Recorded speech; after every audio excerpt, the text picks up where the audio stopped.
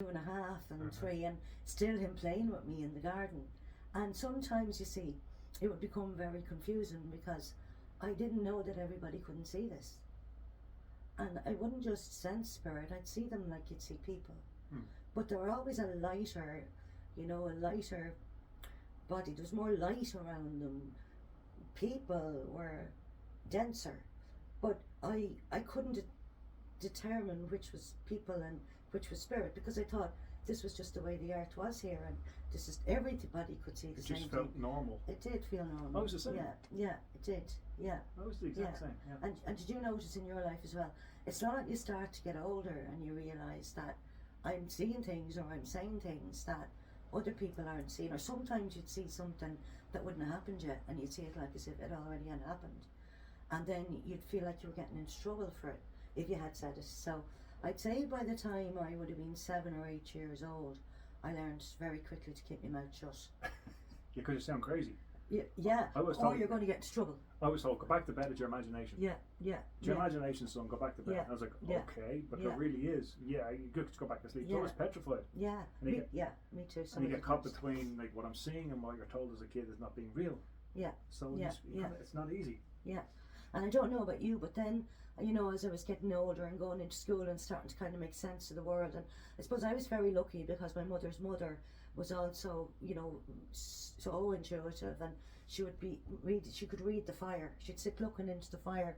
I would have spent a lot of time with her as I was growing up, and she'd talk away, and my family had absolute amazing faith, and it was always about Our Lady and the Sacred Heart, but she'd talk about people that would have passed, like the most normal thing in the whole world, or as easy as that, she'd talk about somebody who's going to come to the door the next day, because she'd be reading the fire. Now I didn't know she was reading the fire. She just used to go into a daydream, and then when I'd be around her, you'd be, when you're in the energy of it, when you're in the energy of being with somebody who's intuitive or a medium or whatever. I mean, I didn't know I was a medium at that stage. My mother used to say I was a witch, and I didn't like witches, because witches, when when you're a kid, witches were like the Wizard of Oz, scared of bejesus. Scary people. Yeah, I didn't want to be different or whatever, but I kind of always had that sense of being normal with her, and it would happen mostly when we'd go to mass. The priest would be on the altar, and then all of a sudden it'd start changing colours, and you'd see the golds coming in, and then you'd start to see all of the people in spirit that would be stepping forward on the altar. And I remember we used to always sit in the same pew in the church, and we'd be there, and the mass would be long over, and she'd say, are they finished yet, are they gone? And I'd say, no, there's still more. And she'd say, right, we'll just pray for them, So I kind of grew up when I'd see someone in spirit that you would just say a prayer for them. That and there was this very, very strong belief that they were in purgatory, and I couldn't get my head around that. So then I started questioning, and this was when I first started to have communication with a woman that I would call the Lady. Now, an awful lot through my childhood, I was extremely ill. I would have had bronchitis, pneumonia, like year after year after year after year. And now I know that it's normal in a way, because when we're communicating with spirit, it affects the physical body, and it affects the electromagnetic system in the body and the lungs and all of the organs and things like that. So when this lady would come, I'd ask her, where do all the people in the world go, and how much room is there in heaven? And then as I'd get older, I got a picture when I was really small. I don't know whether any of my family remember it, but it was a picture that was on the wall in our bedroom, and it was a picture of Our Lady, but it was one of these 3D ones. I remember them. Do you remember? Yeah, and do you remember when you'd look one way, she'd kind of look that way, and then lovely, she'd look that way. Scary when you were a kid. Yeah, it was lovely, and it was all in the blue and everything, and I don't know where it came from. But I remember I used to talk to her, and I'd say, show me what Lourdes looks like. Right. When you kind of get to the age that you'd be hearing about these things. And I would fly over it. So it became normal for me in my world, but it also knew that it was something that I didn't speak about. Yeah. And sometimes things would slip. We lived in a cul-de-sac when I was growing up, and I'd be out front playing. We all put out front playing, especially in the summer and times like that. And you'd go out and you'd run around the block or whatever in the cul-de-sac. And there's a girl that lived down the road, and I remember sitting on the curb with her one day and talking about her daddy, who came out of the house in a box. And what happened, your daddy? Then he came out in the box. And she went ballistic and she went in and told her mother, and I got really scared because I thought she wasn't going to be my friend anymore. I couldn't say anything when I went home either. So about 2 or 3 days afterwards, we were out on the road and there was all this talk, about all the mammies, out of the earshot to children, but you knew something was happening, you could pick it up. Yeah, and did you change? Her daddy came out of the house in a box. So you knew? Well, I thought it in some way that I was after doing something really, really wrong, because I said it and it had caused this upset, and then it had happened. So, and I would have only been like after communion age, You kind of go back when you think of how old was that person then when that was happening in my life, or what event had happened in my life. I kind of kicked in when I was about 10, 11. Yeah. I started knowing things or feeling things or really seeing things around the same age. Yeah. Yeah, but no one's there to explain it. No, and it's quite common, in pre-puberty that for girls and boys that we become more psychic. Yeah. And it's very normal. Even nowadays, you look at children, and I'm so grateful. When we were growing up, Des, we were the exception. And now we've lived through this massive awakening in consciousness that the exception has now become the rule. Mm-hmm. So it's quite normal. I know you have your nephews who you absolutely adore, and I have my children and my grandchildren, and I would always have encouraged with my children and my grandchildren to remain open, and that it was normal and it was okay what they were seeing, and so I would have brought my children very much up in that way myself. An acceptance of, But it wasn't until I wanted to be normal. So I still used to play the game. I don't know whether you ever done it, where you'd be walking down the street and I would, kind of see myself walking above my body. And we used to walk to school all the way down to Drimna in the mornings and stuff. And I used to, especially if I was stressed out or worried about something, I used to watch myself, walking down the street, watching myself. Yeah. And you're right, because as you were saying, there's nobody that we could have spoke about this to. There were no books in this country that you could get. No classes, no courses. Didn't even know what it was like, other than that we were different. And there was times where it was really scary, at night times, particularly as I was getting older, I would be visited by these gargoyle-y things, and it was torment, and it became that I was afraid to be in the house on my own, or I was afraid of the dark, or, I remember I used to send them into me, the siblings, they'd hear me, they'd go mad, well maybe they won't, but I used to send them in, go into my brother's room or whatever, or go away, and you'd hear them coming up the stairs. I don't know whether you ever experienced that. Mm-hmm. Or the floorboards creaking. Or a sense of someone standing over you. Yeah. Shadows moving. Exactly. Or you'd feel the temperature changing. Yeah. And of course you didn't know what it was, and you had to live by your wits. So in order, I felt, to be able to protect ourselves or myself, I used to get to notice the signs. My sister was my guardian. Yeah. She was a little older. And she never really questioned me, but she was like, "You're okay, you're all right." And I go into her at night, and she would calm me down. She'd say, "Okay." And when I see her, I wasn't scared. Yeah. But she used to calm me down. It was only years laughter. She said, "I was always petrified too." Yeah. I said, "I'd be put my hand on your chest, Des, and your heart, only as a kid, going." Get racing. You can't imagine that. Yeah. That was my imagination. Yeah. Holy, And sometimes I wonder, when children, and I'm so happy now that small children are allowed to, and encouraged to stay open to, to all of the wonders of the universe, and to remember that, that spirit beings, and because we are spirit first and foremost in a human body in the journey of this lifetime. So it's almost like it's our natural state. Yep. And trying to adjust into the world. The physical world. Into the physical world. And to have this, and people say, later on they say, your gift is great, your gift is great. But at times I didn't feel that my gift was great at all. Yeah. And I suppose it wasn't until I found it very difficult to be in school. I hated school. I found it very difficult to be in the confinement of a classroom. And sure, we didn't even know what empathy was at that stage, or that you'd be picking up the feelings, thoughts and emotions of other people as if they were your own. This is something you learn years after the fact. And I'd be in the classroom, and I'd be picking up if the teacher was in bad humour, I used to think I was in trouble with her. Everything always came back to me. You know, I'm in trouble with her, or my friends, you know, would be annoyed with me or whatever. And they wouldn't be. It was just, they might be going through something and I'd be picking it up, and you know, it would always then come back to me, because I'd no other reference for how to work this out, you know. And so I'd vacate the premises, I'd be out the window, and I'd be always in trouble for daydreaming and not concentrating. I said this in the last podcast. My teacher said to my mum, "What is it outside that window that Des is fascinated with?"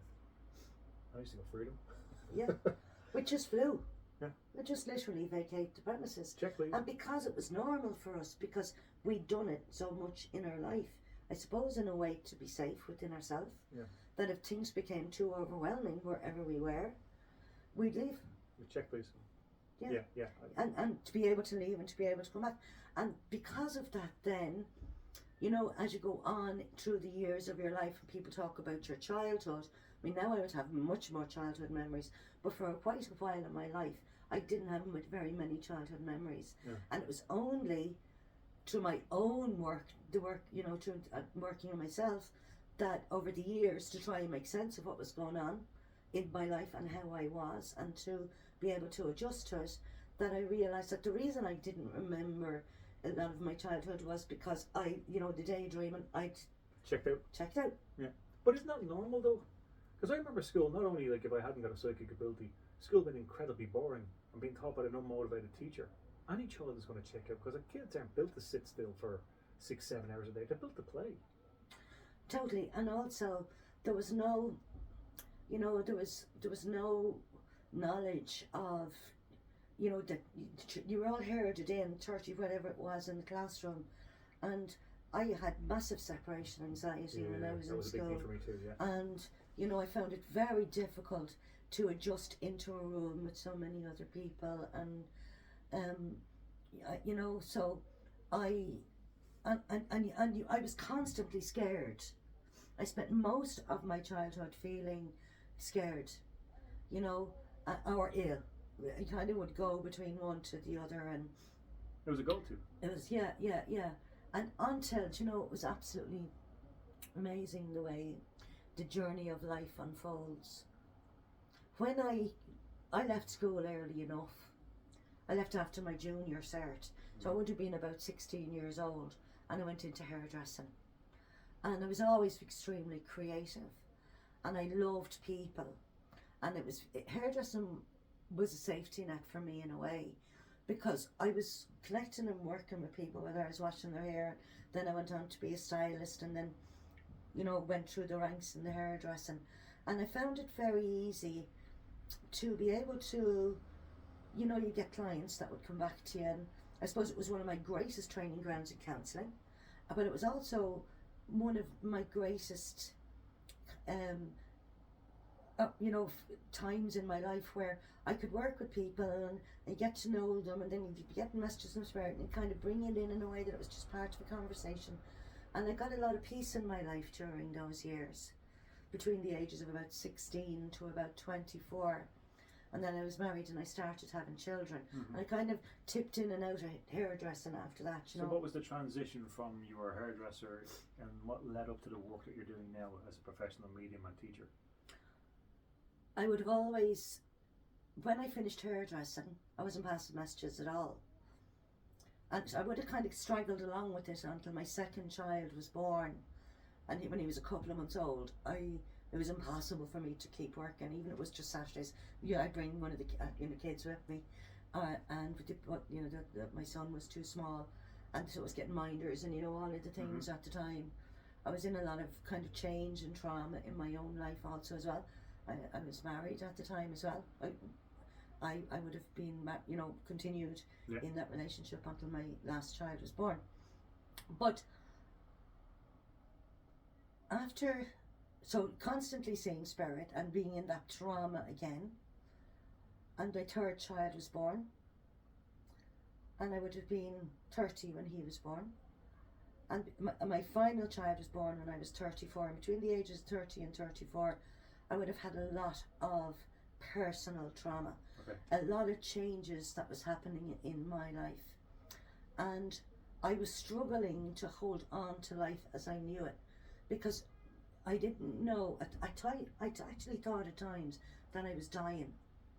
And then I was diagnosed with a very serious illness. Right.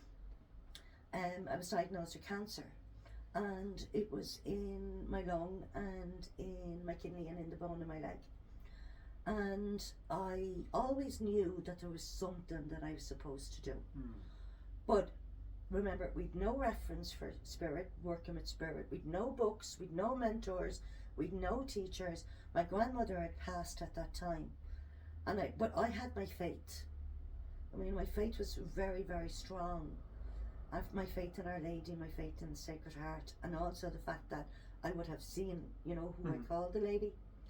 And I had immense faith in Padre Pio. My mother had a friend around the corner who had a serious accident and lost her eye.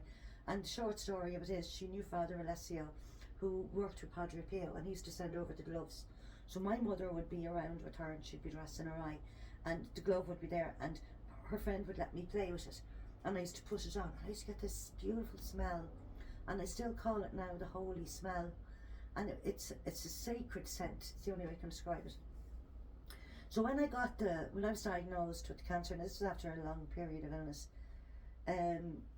I was in James's Hospital, and I was being transferred from James under 2 teams, and I was being transferred from James's Hospital to the Blackrock Clinic for MRIs, because there was one MRI in James's Hospital. I remember going back 30 years ago and more at this stage, and it kept breaking down, so they had to send me over to Blackrock Clinic. And I had the nuclear medicine and the isotopes and all the diagnosis and everything. But Louise Hay, a book from Louise Hay was given to me. You Can Heal Your Life. You Can Heal Your Life. Yeah. And some of it, I couldn't understand, because I felt, how had I caused this in my life? But there was a mantra in it: every hand that touches me is a healing hand from God. And so with every test, when I was in, I would always say, every hand that touches me is a healing hand from God. And it became my mantra. And I went through a series of tests, and I had the diagnosis. And my mother's friend came in with Padre Pio's glove, and I had the 2 or 3 days of this burning, this inner burning, and smelling this holy smell. And it went away. Gone. Miracle. Absolutely. Well, at the time I was completely in trauma. They said that it was a mystery illness, but it had gone. But it was diagnosed as cancer, then there was the mystery illness, and then it went. And it went. But during that time I made a promise. My last child was in the carriers with the cars, and I thought, I want to live. I have 4 children, and I want to live for the children, and I wanted to live my life. I was a young woman, and even though my life was falling apart around me, in many ways my bond, my children saved my life, but I wanted to be here, and I promised that whatever I was sent to do, I would do it. So, careful what you wish for. Was I really yanked off a cliff? So you went to the promise, to whatever it was, and then what happened? Came out of hospital. Yeah. Went into trauma, not knowing was the first diagnosis a mistake, or was the second diagnosis a mistake. Yeah, you would go through that. You couldn't just go, yeah, I'm okay, I got the autism. What You'd be questioning, I believe now is like, so I had that trauma from the experience of the illness. That was completely gone. And I was also very concerned that I'd made this promise. And because I made this promise, I didn't want to break it, because I thought I was going to get ill again, and this time I'd die. Yeah. So it was literally life and death, So I thought, okay. I started communicating with what I know now to be my guides. I didn't know who they were at that point, but I knew that they weren't loved ones. And they were like teachers. And I started asking them to send somebody to help me. And a technique, so remember, there was no Reiki in the country at this stage, to my knowledge. Right. There was nobody doing healing work in the country at this stage, to my knowledge. There was a woman that lived across the road from me from where I lived. spirit were coming in around the house all of the time. And I used to she'd say, I'll send them over to me, so I did. Right. I'd send them all over to our house, and they'd still come and they'd still come. But these were different. These were more like golden lights, would be the best way that I could describe them. They were beings, but they were golden beings, or like shiny white beings. Master guides. Yeah, but I didn't know at the time what they were. Yeah. I thought they were just, I don't mean just angels. I thought they were angels, Yeah. but they'd no wings. And I had only reference from what I learned in my Catholic upbringing. So they didn't really talk even much about angels at that time either. So I prayed, and I prayed, and I prayed, and I prayed. And I asked for them to send me somebody. So that I connected in with a nun who, I started doing courses, local courses in the community centre, like personal development and stuff like that. And a nun was teaching them. And I went up to her and I told her what had happened. Because I couldn't tell anybody because I was afraid. Yeah, understandably. And I told her that I'd made this promise. So she had a technique called the metamorphic technique. Okay, tell me about that. So it was working with the meridians, on the hands for movement, and on the feet for moving you forward, and on the knees. But as soon as she started working with me, I went through a period of losing consciousness. Really? Blackouts? Blackouts. And it was really scary for the kids. So I'd forward them at that stage. So I could be just walking around like this, and then I'd say to my daughter, I'm going to go. And I would feel like as if the energy was leaving my body, and I would just go down. I could go down in the kitchen. I kind of learned as time was going on to lie down. You knew it was coming? I knew it was coming. And inevitably I'd always come around in a hospital, because, an ambulance would be called. It must have been really scary too, for the kids at that stage. So I think the smaller ones weren't really aware of it, but it was never spoke about, other than, I don't know if they remember, but that I used to pass out. So she continued to work with me, and she would work with me, but I'd be on the floor, not on a plate, because I couldn't, if I fainted and I passed out, I couldn't go any further than the floor anyway, could I? She came into my life as an angel, and she left my life in the same way.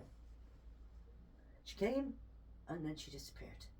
But during that period of time, she worked with me. I got to the stage I couldn't go to the schools, because inevitably, the mammies at the schools, the other mammies would be there. And you wouldn't see it with every single person, but you'd go to the schoolyard and you'd be waiting for the teachers to come, and you'd be waiting there with your children for them to go into their line, and I'd inevitably see somebody in spirit with that woman there, and somebody over there with that young man, and somebody over there, and I knew it had to start thumping at me, and I knew always went back to the promise, and I couldn't socialise anymore. That was done. Right. Because anywhere like a pub or anything like that, as you know yourself, it's a playground for spirit. So I lost the head one day.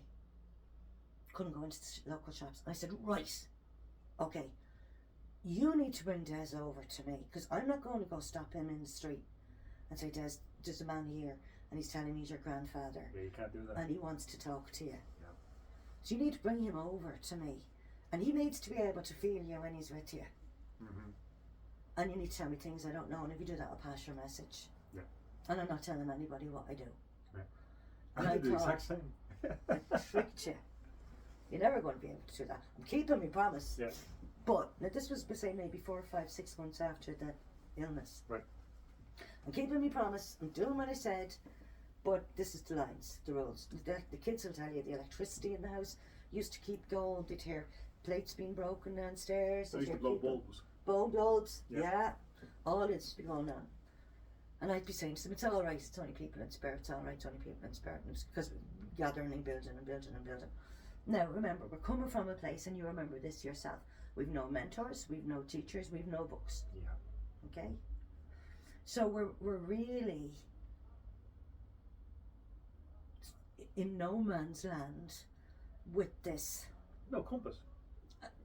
gift that feels at the time like, because our reference for it is that we're going to either end up in trouble, or we're going to end up being burnt at the stake. Or in the loony bin. Or in the loony bin. And did you notice when you were doing it, and even going into the work, the line between sanity and madness is very fine. At times I would actually watch myself and thinking I could actually go either way now. So people started coming. For readings. Yeah. I hear you can give messages. I would have had people in my life at that time who would have said it to others as well, who they would have noticed that I could do this, and would say to me, but we knew. And like, well, how did you know? I didn't know. You know, they said, but we knew. So people started coming. And when people started coming, I'd sit on the floor because I was still in that passing out stage. Right. I'd sit me back to the wall, to the thing, and I don't know if ever anyone is alive that came to me at those times, you know, but, and I don't mean that in a bad way, but it was over 30 years ago now, but, and the person would sit on the chair, and I would close my eyes, rattle, and I'd, and the information would come. Right. Then I noticed, I don't know whether you've experienced the same thing, I didn't know how to stop taking on all of the feelings and emotions of the people that had come to see me. And you know yourself with this work, especially going back over those years ago, there's a lot of trauma, and we were still in the, you know, the times of the laundries in Ireland, and we were the Magdalene laundries, and we were still very much under that control of the Catholic Church, and I had always watching me back, you know, I was going to get into trouble.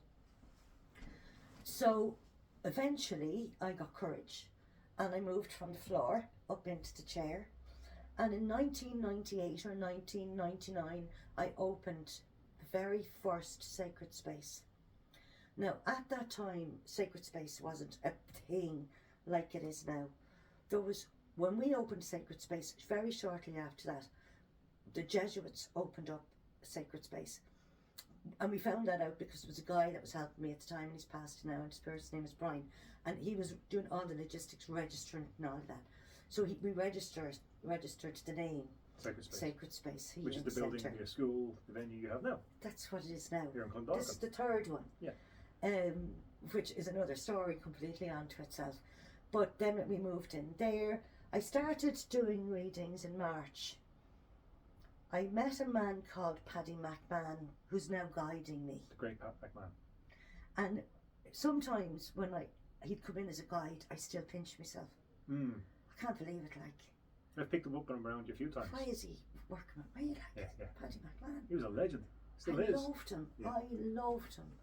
He was like a grandfather to me. I felt, you know the way you get feeling of people and you feel safe. And he also was speaking my language. Well, he was speaking a language that I didn't understand. And the woman who lived across the road from me that I kept sending all the spirits over to, she started writing the book on alternative remedies in Ireland. And at the time we had reflexology and massage, and it was kind of like the beginning of Reiki getting out there. And she was writing this book, and she heard about the RDS, mind, body and spirit. Yeah. Now, I couldn't go anywhere because I'd be passing out all over the place, so it took 2 people to bring me, literally link me in. And I was, the way I describe it was, I was like between 2 radio stations. In between like frequencies. 98 FM and 104. Yeah. So I was hearing the bish, bish, bish, bish, bish, bish, a bit of chatter coming in, and then I'd be kind of hearing maybe people speaking and talking as well. And I'd already started in what kind of passing the messages. So anyway, she said he's there, and she said, I'm going to bring you. And I walked into the RDS, the both of them were linking me. I couldn't get over the amount of stalls that were there. I couldn't get over the amount of people that were there. And I swear to God, for the first time in my life, I felt that I wasn't different. That here were people that were doing something like I was doing. But among all of the people, I saw this big golden light, who I found out afterwards was Shabaka, an Egyptian guide that worked with Paddy and helped him to write the Grand Design. Great book. Yeah. And she brought me over to Paddy, and I just used to be tall. He came across to me, and I don't really know if he was even physically this tall, but he came across to me like a big friendly giant. His aura, his energy, his frequency, which I didn't even have words for at the time. I just fell into him. And I said, you're going to have to help me. I think I'm going mad. There was that fine line between sanity and madness. Mm-hmm. Nobody in my life knew what I was doing. I was still trying to keep it a secret. Mm-hmm. And yet all of this was happening. And I still, my life, was falling down around me in many ways as well. My personal life. It all had to go. It all had to change. Which afterwards I realised was part of the work, part of the journey. So he said, I'm teaching in Wynn's Hotel in Abbey Street. It's starting on Tuesday night. Can you come? I said, yeah, but I couldn't leave the house, or I couldn't get buses, and I couldn't drive, and I didn't know how I was going to get there, but I just knew I was going to get there. And I remember being dropped in, and it was up the side, you have to go all the way up the steps to go to the rooms up on top of Wynn's Hotel, and the steps were coming up to meet me, and I was having what was diagnosed at the time was massive panic attacks. Yeah. And I went into the room and the heart was thumping at me, and I was shaking, and obviously he picked it up from me and he said, come on, sit here. Well, I'm telling you, I nearly sat in that man's lap for 8 weeks. He'd move around the room and I'd move with him, and I'd have to move my chair so close to him that I could actually feel his leg or his clothes, or I'd be holding on to his top. And he started to talk about auras and energy fields, and I was seeing them. And I was shook, and he was seeing what I was seeing, and he was explaining it to me, what it was. And then I was seeing Shabaka, and then he was talking about energy. And he said to me, Mary, you have to do this work, and you have to teach. And this was March. And I said, and I'd only come out of the hospital in the January to February. Okay, very quick turnaround. It was really quick. I was really affected off a cliff line. And I said, Paddy, how can I teach? I don't even know myself. And he said, you just have to do it, and that's it. That's that. So by September, I was teaching a group that was called Journey into Spirit. Mm-hmm. And it was about auras, and it was about energy fields. Which you still teach? Which I'm teaching now. Yeah, here in Sacred Space. Yeah. I stopped teaching it for a couple of years because as further on goes down in the story, I started to, for my own sanity and my own, I suppose, wellness, become involved with shamanism. And which you introduced me to. Yeah, I went for you're myself. my teacher. Yeah. But I was your teacher. I know I wasn't even your teacher. I was your rememberer in this Reminder life. and teacher. Because you had done it in so many lifetimes before this. Yeah. Well, do you know? So I was just the reminder. Person that said, do you remember you did this? I had so many questions, and I'm going, oh, how would you do this?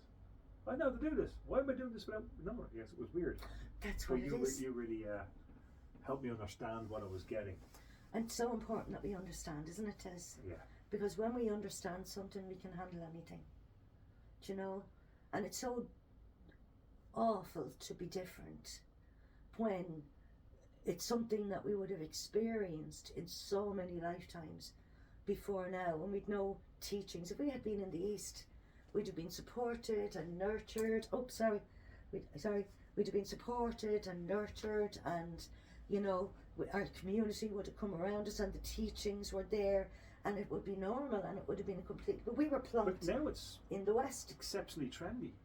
Yes, because the exception has become the rule. Yeah. And it's amazing that we have lived through this massive awakening in consciousness. Which do you feel happened since COVID?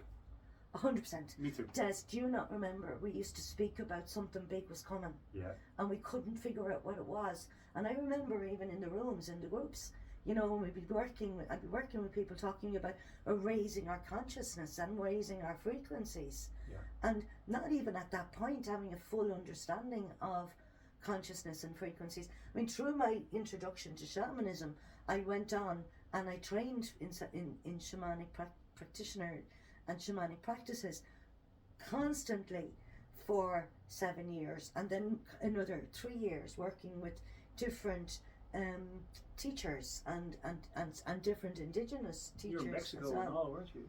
Mexico and Aisling, my daughter, she had her first initiation in Teotihuacan at her 18th birthday at a moon dance. Yeah. And you know, when I think of the first times that I could actually, not the first time that I saw angels, but after that moon dance, you know, I brought my brother with me to keep us safe from the banderos in the mountains, and that transpired from a lodge that was happening here in Ireland, and the chief, who was the last of the sun dancers, asked me to carry the stones into the lodge, and he said, "You'll have to come," and that's it, and it just all fell into place. So I'd had great Spirit would always say, "Look for the helpers. Look for the helpers." So They always send them. what advice would you give someone who feels they can sense spirit, hear spirit, feel spirit? What advice would you give them? Come train with you? The first Accept thing, it? the first thing is not to be afraid. Yeah, that's a huge thing for people. Yeah. It was for me. I know, like, the dark side doesn't scare me at all. I laugh at it. But some people are just mostly scared of what they may see, may not see. You know, it's a big fearful thing for people. You know, we'd say that this is a gift, it's a great gift, and it is, but we've been training lifetimes and lifetimes and lifetimes and lifetimes for this lifetime. One thing that people don't realise about doing readings is it's a huge responsibility. Yeah. Huge responsibility. Yeah. It's not something to be taken lightly. I think like you, I had to be brought into the readings kicking and screaming. Yeah. Yeah, spirit made me broke. Absolute unemployed broke. Yeah. And I remember not having a washer to my name. It was come to Christmas and I had no money for Christmas presents. Yeah. I was about 18. And I remember having a card that I made up for doing readings and nothing was happening. And then the phone rang about 3 days before Christmas, someone wanting to book me for like 5 or 6 readings. Yeah. And I had to do it. Yeah. I had no money. Yeah. And I went and did it, and the rest is history. Yeah. But they made me absolutely broke, but I went into a kicking and screaming. We're kicking and screaming. They work in mysterious ways, don't they? The thing is, because we had to step out as being so different. Yeah. You know, and we hadn't found our tribe really. And you know, and as I said, this is something that we've done in many lifetimes. But in this lifetime, you know, they would say it's a great time to be alive. Because all of the lifetimes that we've had before, you know, we don't often remember them, but we remember, I think we remember when we get into that frequency, we get flashbacks, what I call spontaneous past life memories. You know, for example, when I started the shamanic training, I felt at home. I felt more at home in that work. It felt more familiar to me than anything I'd ever done before. And this was something, the shamanic training was something that I did for me. Okay, I had the gift. I didn't go around thinking, I'm like, great, I have a gift. I went around thinking, how am I going to be able to survive, to actually live? I don't mean just financially. I mean, because every day you would go through emotions from 0 to 100, because empathically we were picking up how somebody had passed, or you know, the how the people were when they were coming to see us, and not even understanding the whole hugeness of it. I remember in the 90s doing extractions, you know, of codings and things that were put in entities, removals, or microchipped. Microchips Energetic. that had been put in Lightworkers in previous lifetimes, and you couldn't tell anybody because it was like, she's lost a plot. Absolutely gone bonkers. But it's, you know, as time has been moving on, and we're now, I mean, in the world, it's mainstream, and even people are starting to put their microchips in so they can use their card and they don't have to carry it around with them or get into buildings. That's or whatever. We must be careful as not giving up our freedom. It's so important to. And it's so important to, and as the shamanic journey helped me to, and this was over a period of 10 years, I immersed myself in my own training for 20 years to understand what I was doing and why I was doing it, because I needed to come to terms with it within me.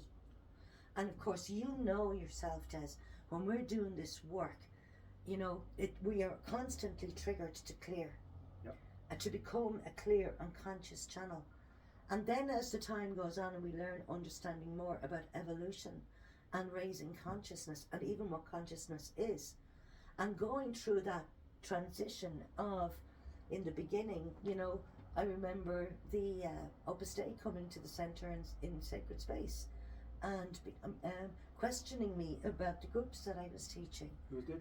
Opus Dei. Tell me about that. What's that now? Opus Dei was a religious, it might still be a religious organisation, and they would almost like, at that time, they with me anyway, they obviously had heard there was very few centres open at the time, and it wasn't a thing, and they had heard that this work was going on up there, and anything that wasn't of the Roman Catholic Church was of the dark forces.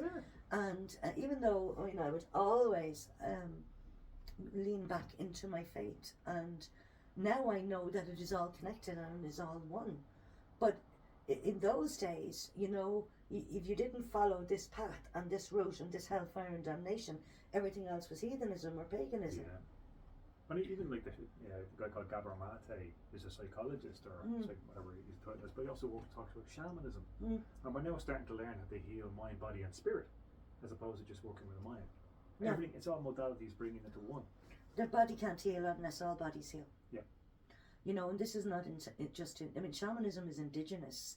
And indigenous, you know, it's an earth-based spirituality.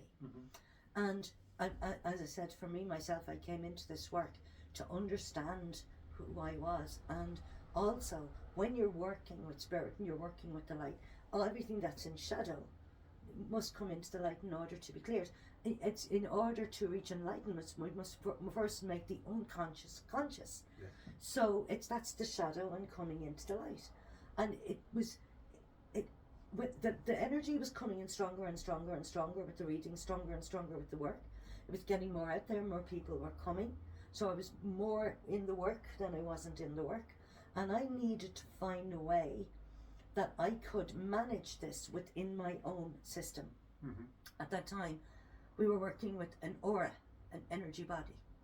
And I would say this would have been right up to pre-COVID, even though in 2012, I would have been teaching then, there was the Mayan prophecies, oh, the world is ending, everybody go out and buy your cans and your water and all of this.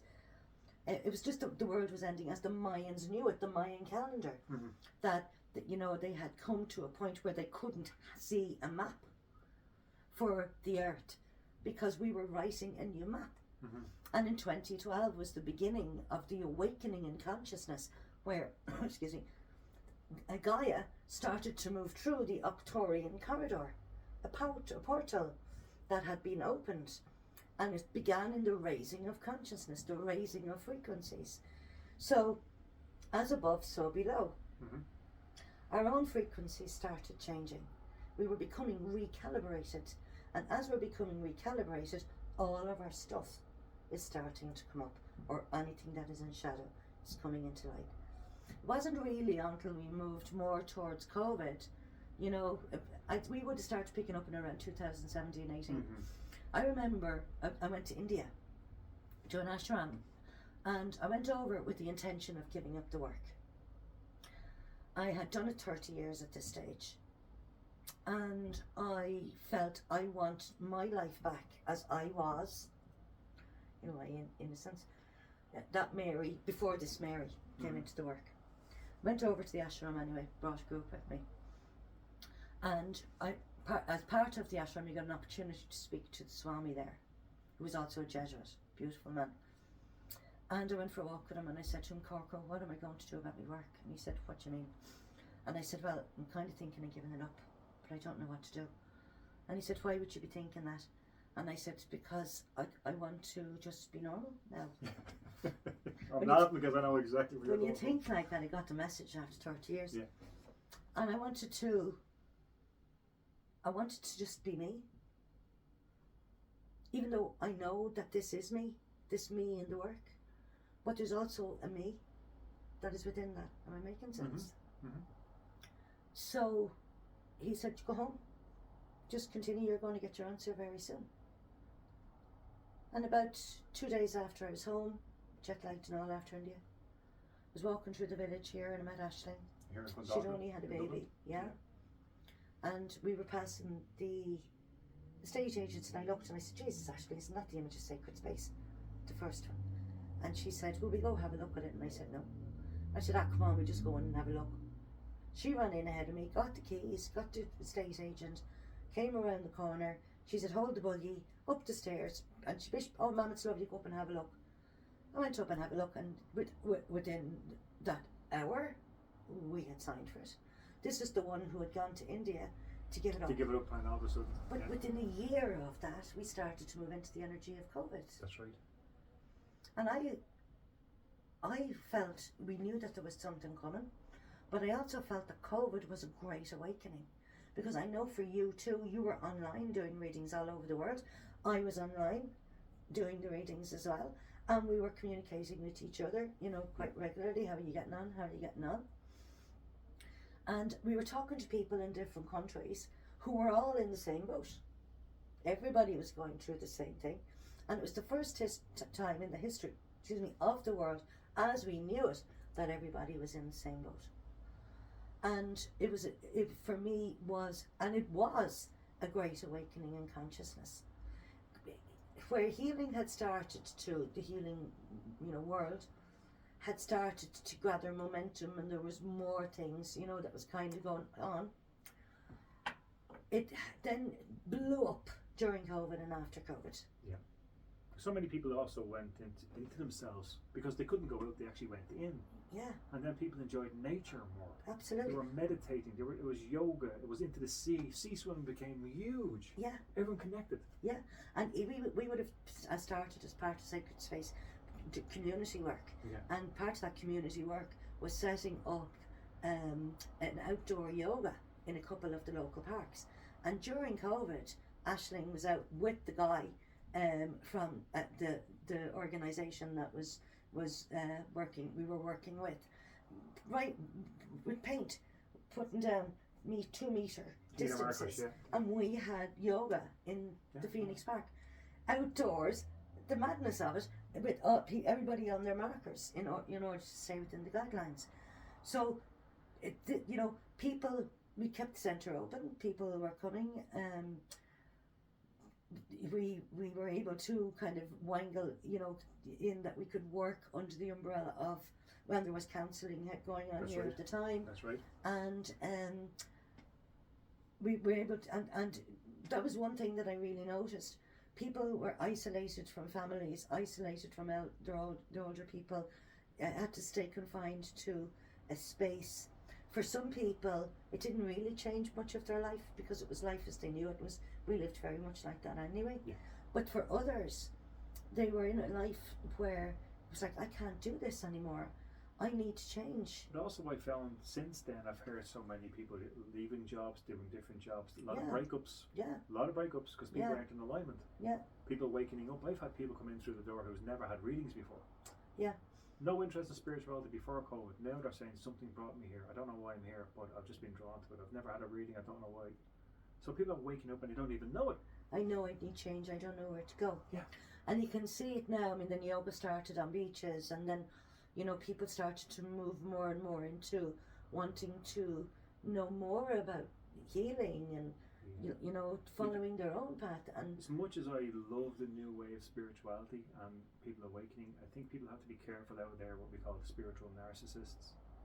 I'm seeing such a rise of people who actually don't practice what they preach, and they're out there marketing themselves and they're messing people up because they haven't done their own work. I think that we can only go as far as we know. Yeah.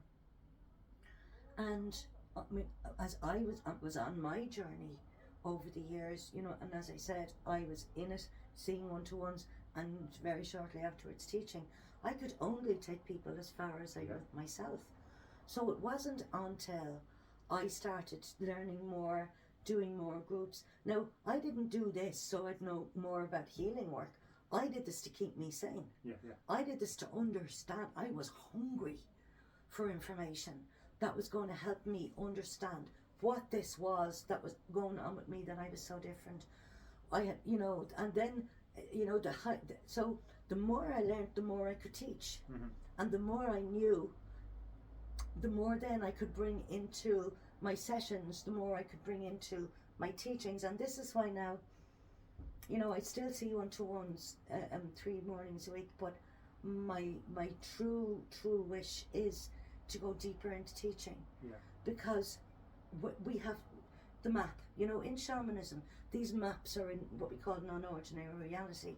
They're there since the beginning of time, and we guide people and journey into non-ordinary reality to help to bring about change here in the middle, you know, the middle world. Yeah. And let me ask you, because we've got about 20 minutes left, tell me about the teaching you do. You do the Journey into Spirit. Tell me about that. That's a class you run here. So what's that? The Journey into Spirit is the one that I started 30 years ago, and it's I named it a Journey into Spirit because for me it was my journey into Spirit. Right. It was my journey into meeting Spirit, and everything in this has been what I experienced and what I also learned. So it's seeing luminous bodies, auras. So someone comes into your course, what do you teach them? So we start off with basics, what we call basics, connecting in with loved ones that have passed. So this is 4D, the fourth dimension. Yeah. We're third dimensional frequency bodies. So us here. So we 4D, to a fourth dimension. connecting, starting to connect with people that have passed. Yeah. Getting verification signals, calling them in, starting to feel the energy changing, knowing if the energy is changing and it's coolness, that it's a father, or, you know, because you'll be told already who it is that's giving you that signal. And if you're getting a lighter energy, or maybe a different energy, that it's a female, or that it's an angelic, somebody from the angelic realms, which is 5-6 dimension. So it's the basic stuff like that. Then, so that's the very basics. That's like the foundation rule. Then it is journeying to meet them, connecting with them, meditation, connecting with them in an ordinary reality. Now remember, like the deal that I made with Spirit, you bring the people and I'll pass the message. That goes for teaching. So I'd say, right, you bring the people that need to know about this or are ready to bring this into their life, or to give them an understanding of consciousness and evolution. Bring them, and I'll teach them, and we will teach them, because I never say I work with all the time with a group of elders and medicine men and women and masters, ascended masters. You're in good hands. And very, as you are yourself, we're in very good hands. And then we go into luminous, but reading auras, seeing past lives. Okay. So yeah. And anyone can just working. Is that a 1 day workshop? 1 day workshop, 2 day workshop? 2 days. 2 days workshop. 2 days. And you run them regularly? There's one on, actually not this weekend, next weekend. And you do the cacao is ceremonies? The next one. Cacao, oh my God, because part of my shamanic training was working with medicine. But over the last number of years in teaching shamanically, I knew that we have an ability within ourselves where we can communicate with spirit. Yep. It's a God-given right, because we are spirit beings inhabiting a physical body. And so when we take psychedelic medicine, we don't really have control over the journey. Yeah. I sent out psychedelic would be like ayahuasca, mushrooms, and Cambo, and any medicines that have psychedelic properties. Right. So I sent out kind of a call in spirit to send somebody that I could work with the medicine, and I could introduce it into the groups, because it had become a thing in Ireland at the time, and people were coming in, and it was all come and have Aya sessions, and you're going to get healed from addictions, and the fallout does, and I know you've experienced it as well. People coming in who've had blowouts and not held properly in circle. I've had people on their knuckles, and you know that. Like, it's one of the things where someone comes in and did ayahuasca and they're on their knuckles. Yeah. It's not held properly, it's not held correctly, and there's no follow-up. There's no sacred space. And there's no follow-up. And it also comes from the fact that you're right there. It costs massive amount of money. They take the medicine. They have their experience. They all want to go in for the party. But the party doesn't always happen. Yeah. Because Aya is a teacher. And it can be a good side of it. There is a healing side of it. Absolutely. Because when you work with medicine, you become the medicine. Yeah. When you become the medicine, you really don't need to ingest it anymore. So I'd worked with it, I'd become the medicine. Mm-hmm. And I was getting very strong messages from the spirit of the plant working in shamanism, you come very much in tune with the spirits of natures and the spirits. And we were talking about that earlier, about the fairy forts and fairy trees here, and how you communicate, how to communicate with them.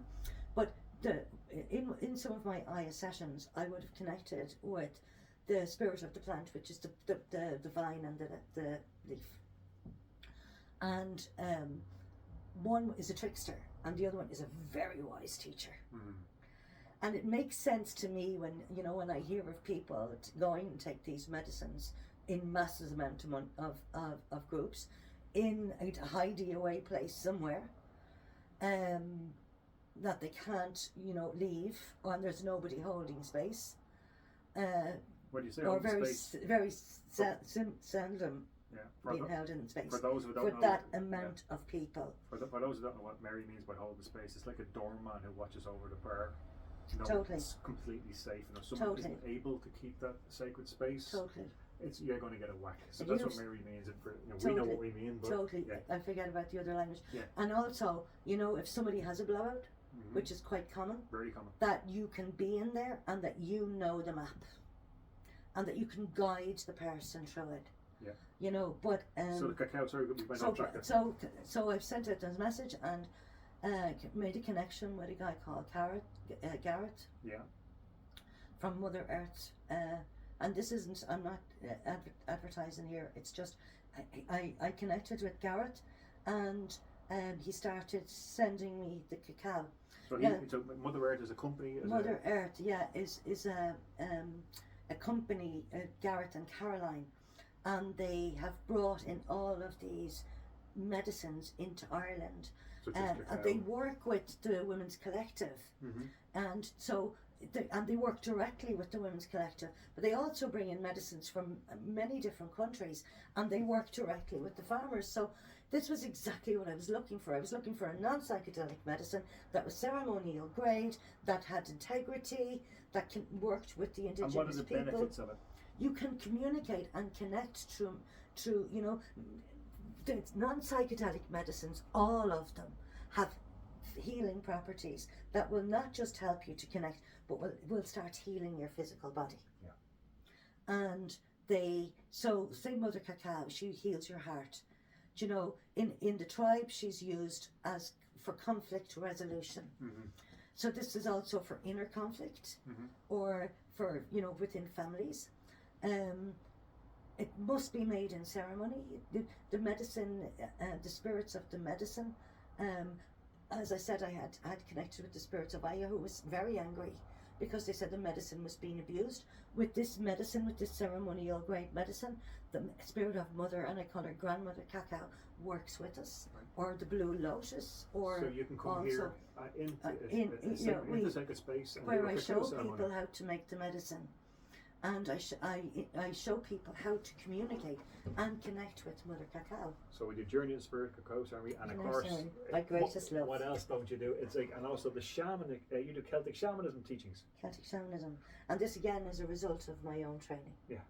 So it is helping people to connect.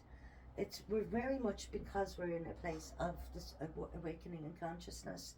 You can see it playing out in the world. What's happening out there is happening in here. Yeah. And I felt that people really, really needed tools. Again, for me, it's all about understanding. So in shamanism, we work within 3 worlds. We work with the upper world, which is, we'd say, the higher realms. Yep. Dimension 7, 8, 9, 10, 11, 12, 13. The middle world, which is dimensions 3, 4. The underworld, which is dimensions 1, 2, 3. Right. Okay? So we journey into the underworld to connect with our teachers, our guides, our power animals. A power animal is a spirit being that would take on the form of an animal to bring the attributes of that animal.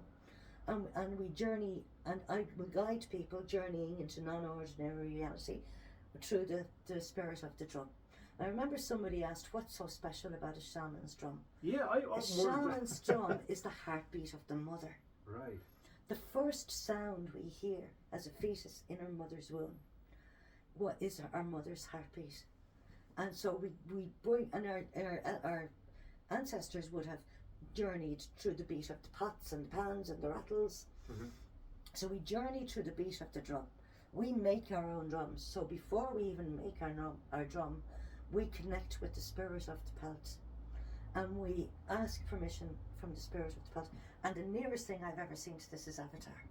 Really? You would communicate with the spirit. We ask them to work with us. We ask permission, and so the spirit of the pelt then transforms into the shamanic drum, and it's like a death and a rebirth, and then we birth our drum. And you make your own drumming ceremonies here. We have drumming ceremonies with Aisling. Yeah. Aisling is actually running drumming meditation groups here. So if someone wants to learn for the next few weeks how to do shamanism, can book a course with you here. Yes, I do shamanism. It's core shamanism. So it's shamanic healing. It's journeying into non-ordinary reality.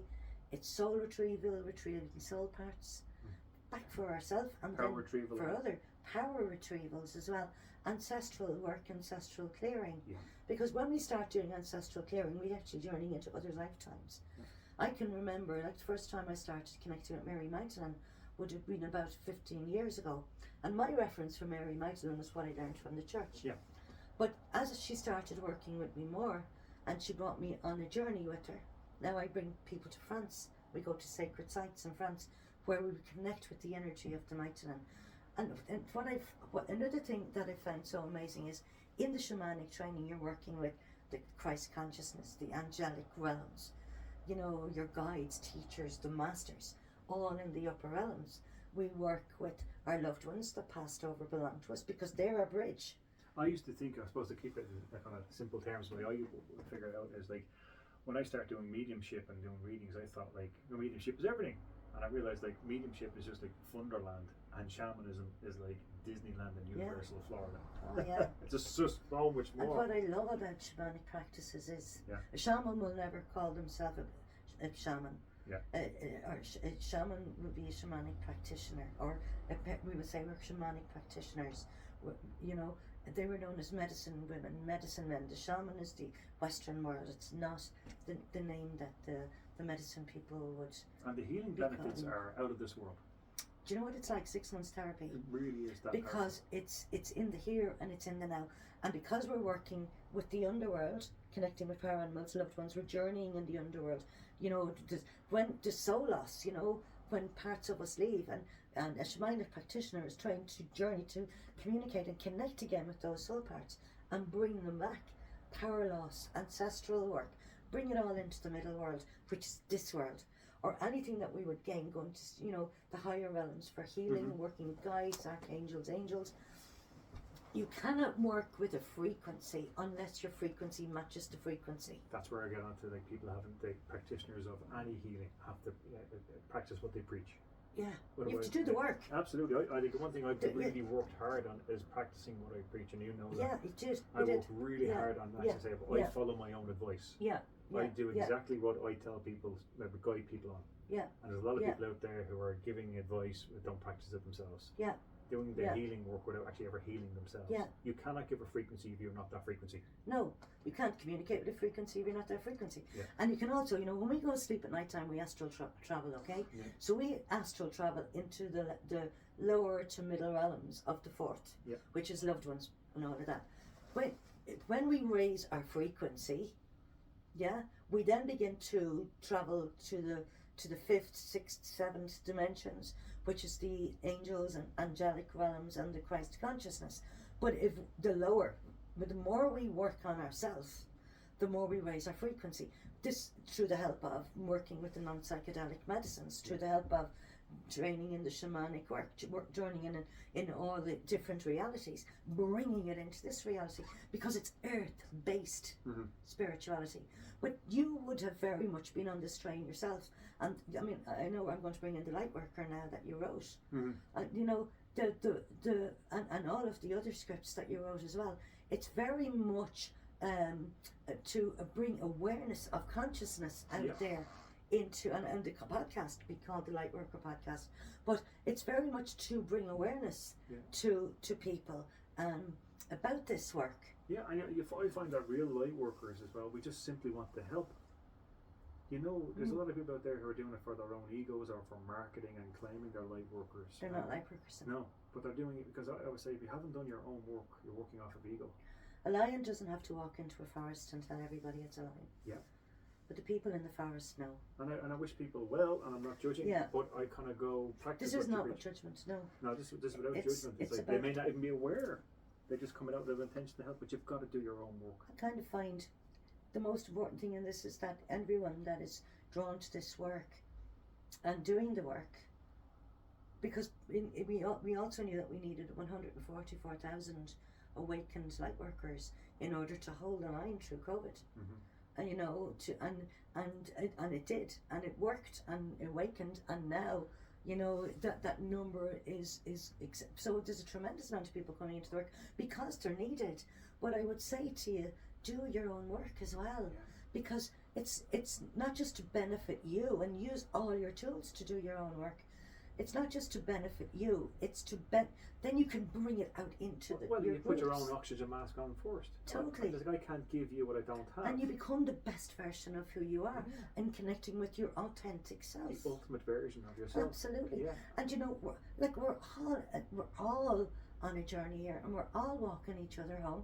And I'm going to be working on myself until I take my last breath. But what I do want to do is I want to bring in everything that I can in this lifetime in order to be able to help in this transition of consciousness, because it's my children and my grandchildren and my great-grandchildren, your nephews and their children who are going to benefit from this, because I know that we're going to make it, that we are going to reach that point of enlightenment. It's happening in the world already, but everything that's in shadow must come into light, like the unconscious conscious. We have to see it to heal it. And feel it. And now we're seeing like the corruption in the world, the horribleness, like Hollywood burning. It's all coming out now to be healed, to be fixed. And that's why this is so necessary, Des. And I have to say that, for you, and thank you so much for bringing this into the world.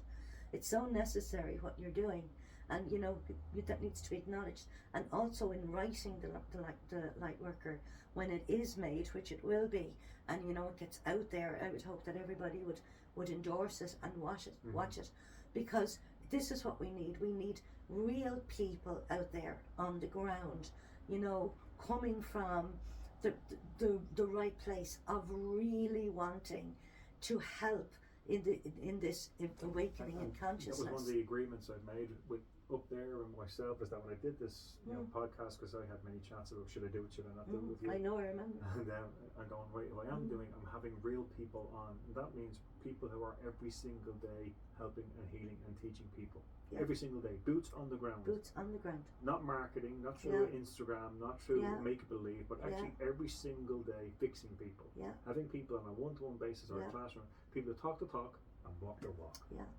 And that's why I have you on. Because I know. And I'm so grateful you're doing this. But we have so much now, and I think, when I look back, and I'm sure you're the same, over the last 30 odd years of what life was like then and what it was like now, I am so grateful to have witnessed the change and this mass awakening in consciousness. I am so grateful for the amount of people that are out there doing the work. I am so, because it was really lonely. I am so grateful for the people that come into the classes and are brave, and they are stepping up to